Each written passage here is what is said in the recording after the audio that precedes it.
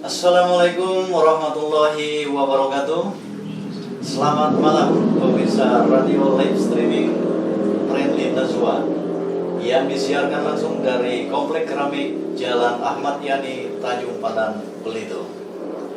Jumpa dengan saya Yudi AB dalam program Kelakar Santai di edisi Jumat tanggal 13 Januari tahun 2013. Di kesempatan malam hari ini dalam program Kelakar Santai kita, kami akan mengangkat tema peran media massa di era digitalisasi yang saat ini marak dengan isu hoax, terutama memasuki tahun politik menjelang pemilu tahun 2024. Pemirsa radio live streaming Friendly Nazwa, di kesempatan kali ini kami di studio sudah kehadiran seorang narasumber yang sangat istimewa bagi kami. Beliau ini adalah salah seorang wartawan senior dari Jakarta yang bersedia hadir di studio untuk berbincang-bincang santai dengan kita pada malam hari ini. Beliau ini saat ini menjabat sebagai Ketua Bidang Luar Negeri Serikat Media Siber Indonesia atau SMSI di Dewan Pers Indonesia. Siapakah beliau? Beliau ini adalah Bapak Aat Surya Safaat. Assalamualaikum Bapak Aat. Waalaikumsalam warahmatullahi wabarakatuh. Iya, selamat malam Bapak ya. Selamat datang di Belitung tentunya. Ini sebuah kehormatan nih Pak bagi kami nih, radio live streaming Friendly Nazwa. Kedatangan tamu yang sangat istimewa ini. Pemirsa, beliau ini adalah wartawan senior ya, sudah malang melintang di dunia pers Indonesia. Beliau juga saat ini sebagai konsultan penguji ya Pak ya, penguji kompetensi wartawan di Dewan Pers Indonesia. Latar belakang beliau juga, beliau ini pernah sebagai kepala biro antara di New York, Amerika Serikat. Baik pemirsa, untuk tahu lebih banyak maksud kami tentang pribadi beliau, mungkin kita dengarkan sedikit perkenalan dari Bapak Aat. Silakan Bapak Aat, mungkin disapa dulu pemirsa radio live streaming Friendly Nazwa. Iya, baik, terima kasih Pak Yudi. Tadi sudah ada perkenalan, baik saya supaya lebih kita mengenal di dalam satu sama lain. Saya menjadi wartawan kantor Berita Antara itu selama 28 tahun. 5 tahun di antaranya sebagai kepala biro antara di New York di Amerika. Kemudian sekarang sudah di sini, sudah 10 tahun terakhir itu menjadi penguji di uji kompetensi wartawan ya, di PWI dalam lingkup Dewan Pers. Kemudian saya juga sekarang staf khusus Menteri Pariwisata Pak Sandi. Iya, Pak Sandi, untuk bidang monitoring dan evaluasi percepatan atau akselerasi pengembangan kawasan ekonomi khusus pariwisata. Termasuk yang di Geopark di sini. Geopark ini. Oke, kemudian saya juga anggota Komisi Informasi untuk Majelis Ulama Indonesia. Majelis Ulama Indonesia. Dan Nasihat Forum Akademisi Indonesia bersama dengan Dr. Ihsanuddin Nursi di Jakarta. Itu sudah perkenalan dan sehari-hari sekarang mulai disebutkan menjadi anggota Komisi Hubungan Luar Negeri dan Antar Lembaga Dewan Pers. Wah, luar biasa ini Bapak At ini pemirsa, dengan segudang prestasi atau pengalaman kerja beliau ini sebuah kehormatan bagi kita. Mungkin nanti kita akan meminta sedikit wawasan dari beliau ya, meminta sedikit pengalaman kerja beliau untuk menambah wawasan kita terkait utama ini. Kalau kami lihat Pak At ini kan sudah sangat senior kalau kami nilai Pak di dunia pers ini. Mungkin sesuai dengan tema Kelakar Santai kita malam hari ini, peran media massa ini di era digitalisasi yang saat ini marak dengan isu hoax. Nah, terutama memasuki tahun politik menjelang pemilu 2024 ini. Menurut pandangan Bapak At sendiri, bagaimana peran media memerangi isu hoax ini sendiri, Pak? Ya, baik, kalau dilihat dari sisi bahasa, hoax itu sendiri kalau menurut Advanced English Dictionary ya, itu artinya adalah sesuatu yang palsu gitu. Iya. Dan dibuat untuk sekedar lucu-lucuan gitu berbakar. Cuma di Indonesia menjadi lain gitu. Iya. Jadi beda dengan pengertian itu, di kita malah digunakan oleh kepentingan tertentu, dengan kepentingan tertentu ya, untuk keuntungan tertentu gitu. Iya. Dan ini terutama marak di media sosial gitu. Istilah tantangannya bagi pers ya. Pers itu kan harus berbadan hukum ya, berbadan hukum Indonesia maksudnya. Ada pemimpin redaksi, ada penanggung jawab bidang usaha, ada struktur yang jelas, ada alamat yang jelas gitu. Seperti kita di sini ya, alamat yang jelas gitu. Kemudian kalau medsos kan semua private, tanggung jawab pribadi, masuknya nanti kalau ada masalah itu ke ranah hukum gitu. Nah jadi kita harus saling bersinergi memanfaatkan keunggulan dari pers dan medsos gitu kan. Nah medsos ini ternyata yang lebih mengembangkan hoax gitu, karena orang belum apa-apa langsung diupload gitu kan. Gitu. Padahal ada sisi yang bersifat universal untuk masuk ke dunia maya. Pertama, jangan menyudutkan orang lain. Betul. Kemudian jangan menyinggung perasaan orang lain. Jangan mengadu domba. Jangan mengkambing hitamkan. Jangan mengompori, dan last but not least, jangan menulis ketika kita sedang marah. Itu terpengaruh di situ. Lucu gitu. Nah jadi bagaimana dengan media massa? Nah baru-baru ini tanggal 10 Januari kemarin ya, itu di Jakarta ada pertemuan antara Dewan Pers dengan pihak Polri, kemudian KPU, Bawaslu, dan KPI ya, Komisi Penyiaran itu ya. Jadi kami membicarakan tentang bagaimana upaya menghadapi hoax yang kian berkembang. Nah pengalaman di tahun pemilu 5 tahun yang lalu, hampir 5 tahun yang lalu itu justru menjelang Pilpres, itu hoax luar biasa, meningkat 60% dari biasanya gitu, dan sangat mengkhawatirkan. Dan ini menyebabkan bisa pesta demokrasi kita menjadi bisa terganggu gitu. Betul Pak. Bahkan bisa terjadi perpecahan di antara kita, terutama di grassroots ya, di akar bawah gitu. Betul. Sekarang itu juga sudah mulai nampak gitu, meskipun masih satu tahun lebih ya. Jadi misalnya ada capres tertentu yang belum juga dicapreskan formal sudah disudutkan. Betul. Kemudian ada yang lain juga disudutkan gitu. Jadi demi kepentingan tertentu bisa menyebabkan stigma negatif terhadap orang tertentu, atau isu-isu yang tidak jelas. Misalnya tentang terutama hoax itu kalau lihat sejarah perkembangan di negara-negara lain, hoax itu biasanya menyasar orang mayoritas. Nah kalau di Brazil menyasar orang Katolik gitu. Jadi mereka dimainkan gitu sini. Padahal orang-orang Katolik sendiri gitu. Di Amerika Protestan, di kita orang Muslim gitu. Nah celakanya orang Muslim sendiri nih yang melihatkan orang tertentu itu juga memainkan hoax ini untuk kepentingan dia gitu. Padahal buat apa gitu? Sebetulnya kita demokrasi kita harusnya berjalan fair, tapi demokrasi kita masih demokrasi kulit gitu.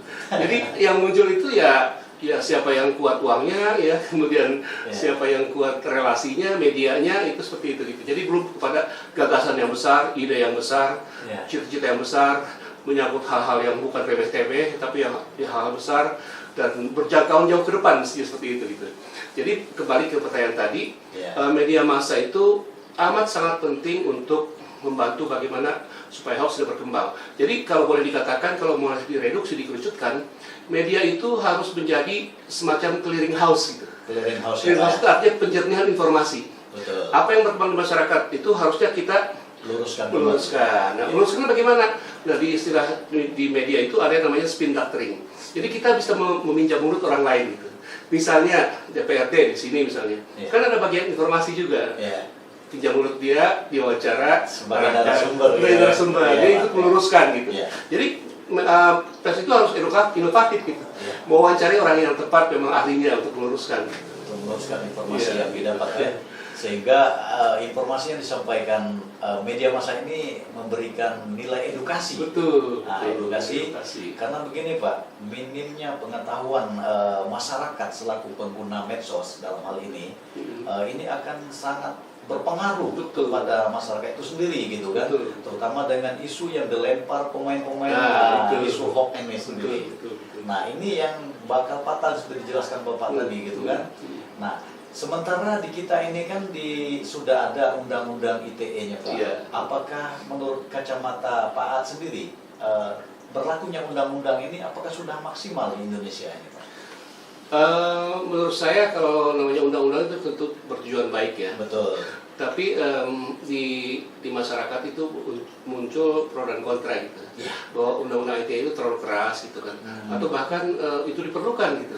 Tergantung siapa yang memanai gitu kan. Nah kita harusnya lurus-lurus aja gitu kan. Jadi adanya undang-undang ini ternyata tidak membuat masyarakat untuk jera juga gitu. Ya makanya perlu ada sosialisasi. Sosialisasi tentang dunia digital ya, bagaimana masyarakat supaya pandai-pandai memilah dan memilih informasi yang benar dan yang tidak gitu kan.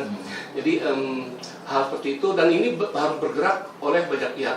Tadi misalnya saya katakan kecenderungannya kan menyasar mayoritas. Oleh karena itu libatkanlah Nahdlatul Ulama, libatkanlah Muhammadiyah, Matlaul Anwar, Al-Khairiyah atau organisasi manapun itu untuk ikut bersama-sama pemerintah itu ikut mencerdaskan bangsa dalam tanda petik ya dengan literasi tentang digital gitu ya, literasi tentang medsos gitu kan, literasi tentang media massa gitu kan.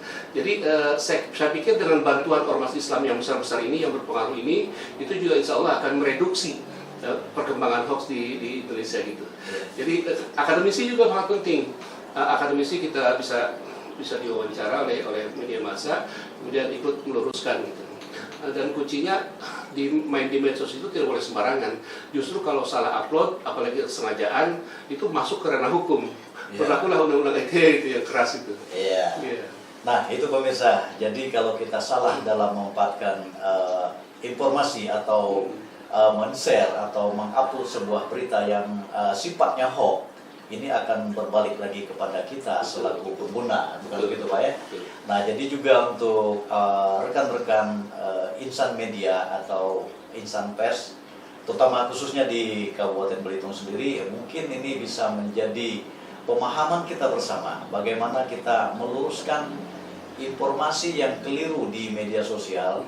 Kita tidak terjebak dengan hal-hal yang bersifat sementara ini ya Pak ya, untuk kepentingan orang-orang tertentu, sehingga kita akan memberikan, seharusnya awal media memberikan edukasi kepada masyarakat terkait dengan informasi yang valid dari narasumber yang bisa dipercaya. Bukan begitu Pak ya? Ya. Jadi begini Pak, di tahun 2024 ini ke depan 1 tahun dari sekarang, mungkin pada tanggal 14 Februari kalau nggak salah nanti itu kita akan melaksanakan pemilihan umum. Nah, ini dimulai tahun 2023 ini sudah memasuki tahapan-tahapan pemilu tentunya yang dilakukan oleh Komisi KPU ya, Komisi Pemilihan Umum. Nah, di sini ini dengan yang tadi diungkapkan oleh Pak Aat sendiri dari hasil pembicaraan atau pertemuan antara PWI, Dewan Pers dengan KPI, dengan KPU, dengan Mabes Polri, Bawaslu juga. Apakah sudah ada titik temu Pak untuk mengantisipasi informasi-informasi yang berkaitan nanti dengan pemilu? Ya, pertemuan tanggal 10 kemarin itu baru tahap pertama. Nanti ada FGD ke depan, akan beberapa kali. Jadi kemarin itu masih tahapnya mengidentifikasi gitu. Tapi sudah terlihat kecenderungan naiknya hoax di masyarakat ya, terutama melalui medsos gitu. Jadi kami belum sampai pada tahapan masukan dari Menkominfo ya, berapa hoax yang tendensinya bagaimana itu belum tercapai, sampai persentasenya berapa belum. Tapi ini baru tahap awal dan semua mengakui memang ada kecenderungan ya yang mengkhawatirkan gitu. Tidak boleh dibiarkan. Makanya semua harus bergerak. Ya KPU, Bawaslu, Polri, kemudian KPI, kemudian dari Dewan Pers terutama gitu kan. Nanti ada tahap berikutnya FGD, beberapa kali FGD, setelah itu baru sosialisasi gitu. Nah sekarang pun sudah ada sosialisasi lewat media massa. Misalnya pertemuan kemarin kita publish, kita mengingatkan masyarakat supaya aware. Ini ada kecenderungan seperti ini gitu. Jadi kita di awal sudah mulai memberikan informasi yang menyebutkan betapa bahayanya kalau hoax dibiarkan gitu. Intinya seperti itu pertemuan pertama. Nanti berikutnya akan lebih mengkerucut gitu, lebih mengarah. Iya, jadi begini Pak, memang kalau memang informasi ini kalau dibiarkan, terutama kecepatan digitalisasi media sosial ini, masyarakat selaku pengguna smartphone dalam hal ini dengan mudahnya mungkin menggunakan jarinya sehingga nanti menggunakan platform media sosial ini untuk membuat sebuah ya statement atau segala macam yang bisa merusak suasana pemilu kita. Nah inilah yang mungkin menurut Bapak tadi yang perlu diantisipasi. Nah sejauh yang kami ketahui Pak, memang untuk media massa sendiri memang juga diatur nih Pak dengan kesepakatan antara KPI, KPU, Bawaslu terkait informasi yang boleh disiarkan, mana yang tidak boleh disiarkan, baik itu berupa pemberitaan maupun iklan. Nah sejauh ini mungkin Pak bisa diberikan pandangan sedikit Pak kepada pemirsa. Kedepannya nanti mungkin dari kesepakatan atau kesepahaman dari beberapa institusi ini dalam hal pelaksanaan pemilu Pak. Itu di pertemuan di awal sudah juga ada kesepakatan perlunya melibatkan banyak pihak. Jadi persoalan hoax ini bukan hanya ditangani nanti menjadi tanggung jawab para wartawan untuk meluruskan, bukan juga tanggung jawab Kementerian Kominfo atau pemerintah gitu. Jadi tanggung jawab berbagai pihak, termasuk masyarakat, tokoh-tokoh masyarakat, tokoh-tokoh agama itu harus dilibatkan gitu. Jadi memang hoax ini tidak bisa dinetralisir menjadi zero, menjadi nol, tapi minimal pengaruhnya bisa dikurangi gitu. Kan cuma persoalannya dalam komunikasi itu ralat itu sejatinya itu tidak bisa membatalkan atau meng-cancel sesuatu yang sudah disebarkan gitu. Tapi pengaruhnya saja yang bisa dikurangi gitu.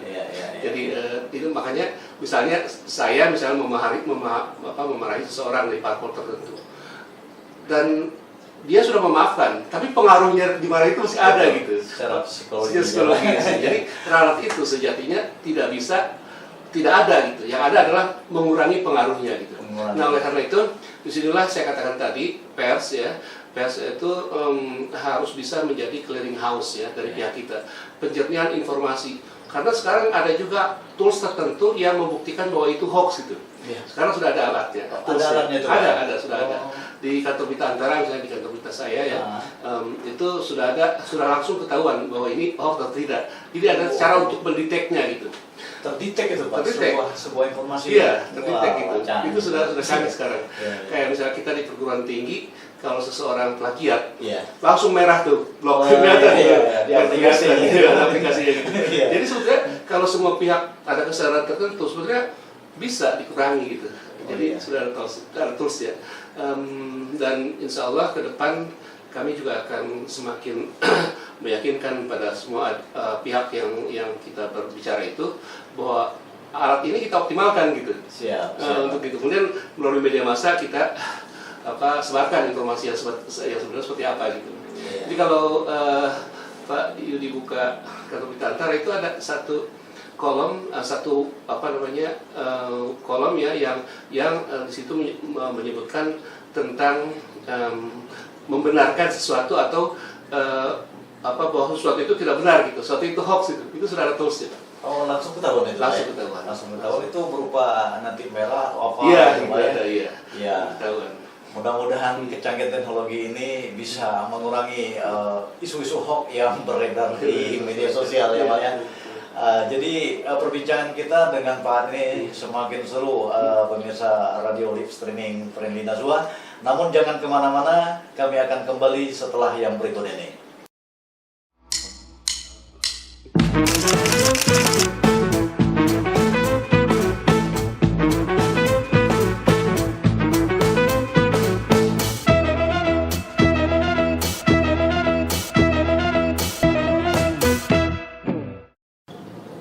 pemirsa radio live streaming Friendly Nazwa, kembali ke bincang-bincang kita dalam program Kelakar Santai dengan narasumber kita dari Jakarta. Ini luar biasa nih, sangat istimewa tamu kita malam hari ini. Pak Ad tadi juga sudah dijelaskan beliau panjang lebar terkait dengan bagaimana isu hoax ini harus dikurangi. Juga kita sebagai pengguna media sosial harus berhati-hati menggunakan jari kita di smartphone. Gitu ya Pak.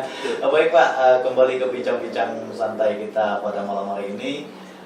Ini Pak, di kemajuan teknologi di era digitalisasi ini kalau kita amati Pak, sangat marak pertumbuhan media massa Pak, terutama di dunia online ya Pak.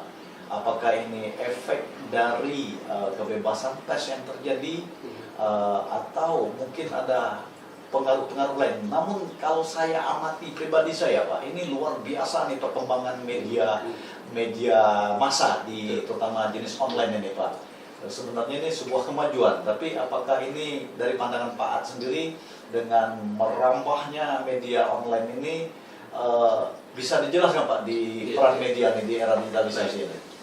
Terima kasih. Ini terutama berkembang sejak era awal itu di Indonesia ya. Itu era setelah reformasi ya. Reformasi itu kemudian media massa tumbuh berkembang, tapi sunatullah yang tidak sungguh-sungguh, yang tidak punya idealisme itu akan runtuh dengan sendirinya ya.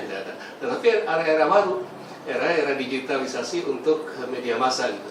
Ini ternyata kemudian berkembang luar biasa, dan di Indonesia itu melebihi di negara manapun.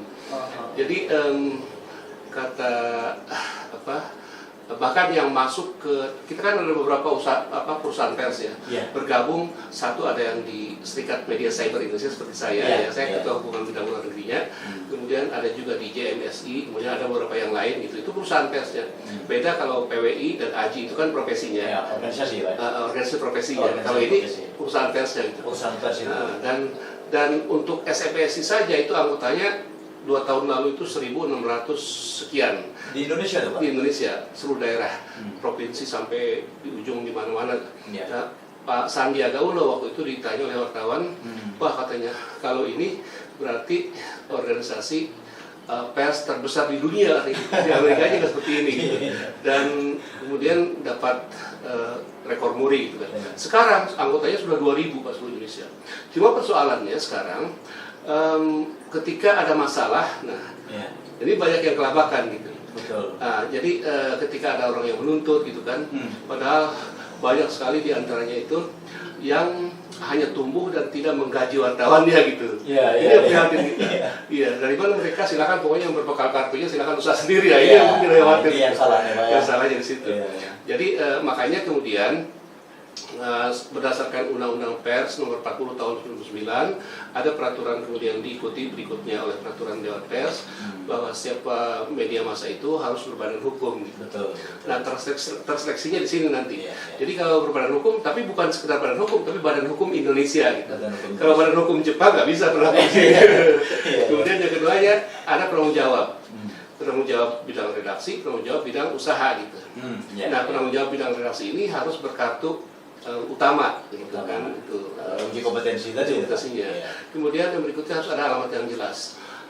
Nah, ada struktur yang jelas, ada pemret, ada karir dan sebagainya itu. Nah, otomatis media-media yang tadi itu, apalagi belum berbadan hukum, ketika ada masalah, Dewan Pers tidak bisa memfasilitasi untuk membantu penyelesaiannya gitu.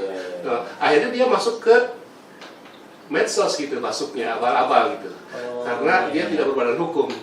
Padahal kan di Indonesia harusnya usaha apapun berbadan hukum, berbadan pers gitu. Jadi sunatullah nanti mereka akan tersingkir dengan sendirinya gitu. Dan ketika menghadapi masalah hukum di situ mereka tidak bisa berbuat apa-apa karena daftar pun tidak gitu untuk ke Dewan Pers. Nah jadi saya sangat yakin yang punya idealisme, yang mengikuti aturan standar aturan hukum di Indonesia itu akan survive gitu. Ya. akan survive. Sementara yang lain-lain itu hanya hidup sebentar, nanti kemudian nggak ada lagi gitu, berarti gitu. Yeah. Sudah tua akan seperti itu gitu. Jadi tapi eranya masuk ke online itu sudah juga satu keniscayaan. Baru-baru ini bulan Januari ini Republika sudah full online. Republika ya. Ya. Kompas juga saya dengar tinggal seperempatnya Yang ada cetaknya. Gitu. Jadi mungkin 2 tahun ke depan nggak kenapa.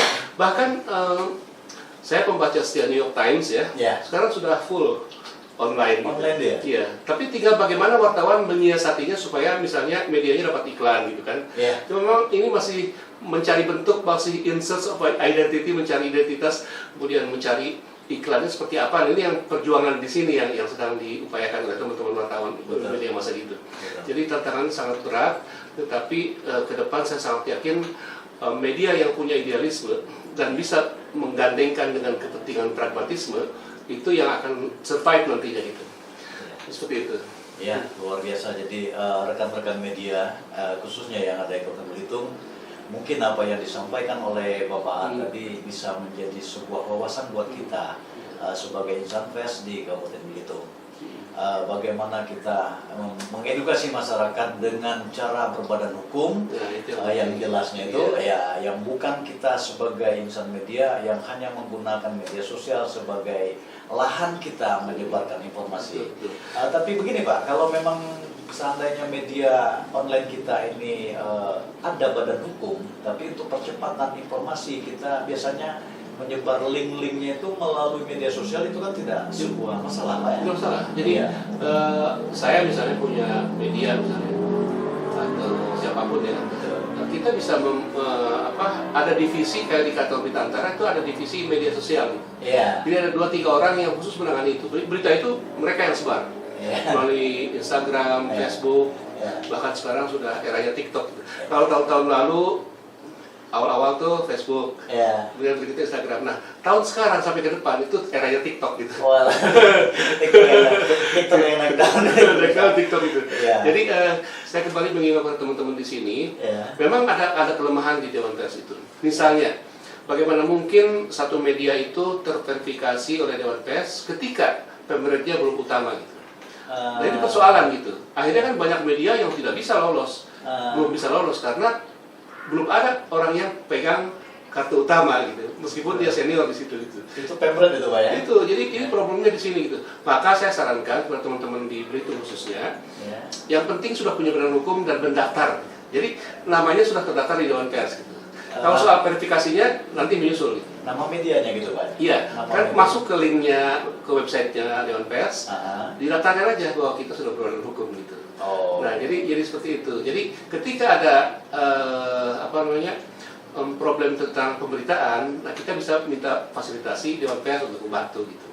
Yang penting sudah terdaftar di Dewan Pers, kita sudah berbadan hukum gitu. Ya, mungkin bisa dijelaskan Pak jenis-jenis badan hukumnya ini untuk biasanya untuk media masa itu PT Pak. PT Pak? Iya, PT. Media online itu Pak? Media online ya. Jadi usahakan yang paling penting adalah badan hukum. Belum ada pemerintah yang punya kartu utama misalnya, itu tidak masalah, yang penting kita sudah daftar. Jaga-jaga, jangan sampai nanti ketika ada orang yang mau sue ya, menuntut tuh, kita minta bantuan Dewan Pers nggak bisa, karena belum ada terdaftar gitu. Jadi yang penting terdaftar dulu gitu. Itu yang akan dibantu gitu.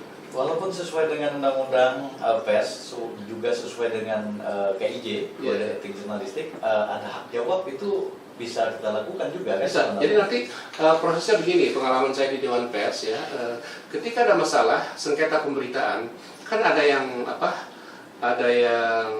menuntut lewat Dewan Pers kan? Iya. Karena polisi diarahkan ke Dewan Pers gitu. Iya. Nah, nanti akan dipanggil Pak orang yang yang mengajukan yang menuntut gugatan akan menuntut. Nanti akan ditanya oleh Dewan Pers. Bapak sudah memanfaatkan hak jawab gitu. Oh iya. Bapak sudah memanfaatkan hak koreksi gitu kan. Iya. Kalau belum itu kelemahan gitu, lemah. Terus wartawan yang nulisnya, Bapak medianya sudah terverifikasi belum Dewan Pers? Kalau belum, oke, sekarang ditanya. Wartawan yang nulisnya sudah uji kompetensi belum gitu. Kalau saya belum, nah itu titik lemah juga gitu. Gitu. Jadi ya seperti itu. Setelah kalau pernah ada kekurangan kedua pihak, tapi karena sudah terdaftar, pertemuan berikutnya 3 pihak, antara yang menggugat, yang digugat dan Dewan Pers. Di situ nanti dicari solusinya, biasanya kekeluargaan gitu. Oh, iya. Jadi ya udah disarankan ada hak jawab aja gitu kan. Iya. Jadi simple, tapi kalau lapor ke polisi, wah berbelit-belit Pak. Iya. Jadi text time ya, sayang waktu kita Iya, gitu. betul, Jadi betul. seperti itu. Iya. Jadi saran saya kalau ada sengketa pemberitaan segeralah sekarang tidak perlu ke Jakarta Pak. Jadi lapor kita online aja bisa itu. Oh bisa tuh Pak? Bisa, ya? bisa. Iya. Jadi pihak yang bersengketa itu nanti dipandunya dari Jakarta online. Iya. Sistem Zoom itu. Iya, ada untungnya gitu. Iya, iya, iya. Tidak repot gitu. Iya, jadi itu tadi pemirsa Radio Live Streaming Freddy Nazwa, khususnya kawan-kawan media massa di Kabupaten Belitung. Jadi pada intinya kita kalau ingin memiliki sebuah media, maka kita harus berbadan hukum. Nah, jangan sekali-sekali kita nggak punya badan hukum, menyebar beritanya menggunakan platform media sosial. Ini yang salah. Tapi kalau linknya menggunakan media sosial, itu sangat dianjurkan sekali untuk percepatan rating, Pak ya, Iya. pembacanya seperti itu.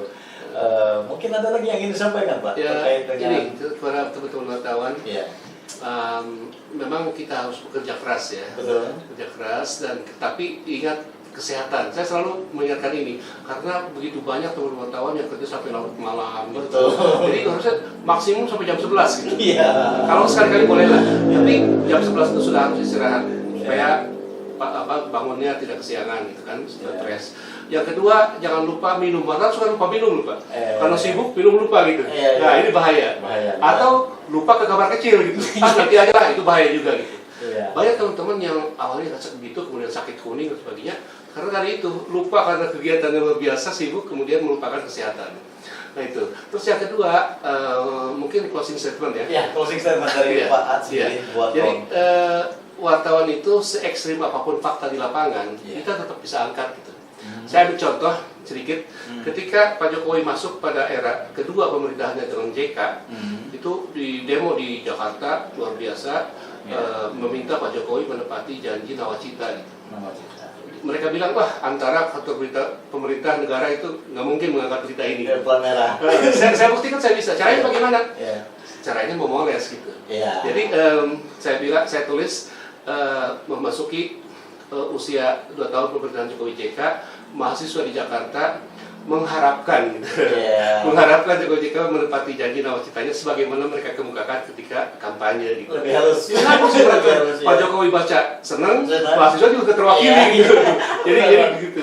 Nah, jadi intinya adalah kita harus bekerja keras tapi tetap santun gitu. Siap. Saya teringat kata-kata Imam Ghazali, pemikir Islam, dia mengatakan tidak akan sampai ke puncak kejayaan kecuali dengan kerja keras, dan tak akan sampai ke puncak keagungan kecuali dengan sopan santun. Iya.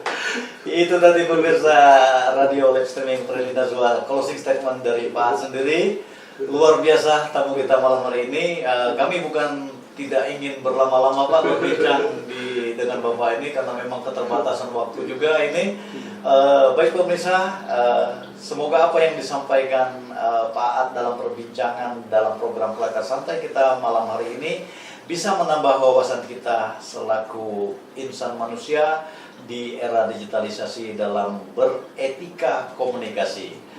Akhir kata kami pamit undur diri dari hadapan pemirsa semuanya. Assalamualaikum warahmatullahi wabarakatuh. Selamat malam.